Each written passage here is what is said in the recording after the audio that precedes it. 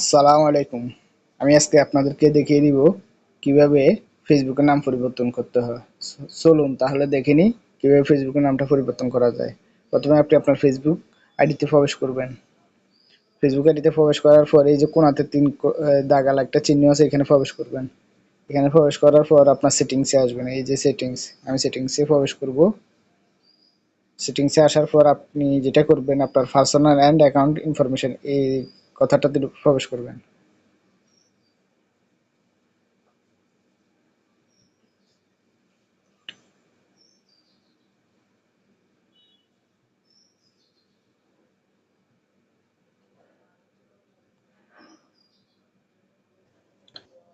এখানে প্রবেশ করার পর আপনি আপনার নেমে প্রবেশ করবেন।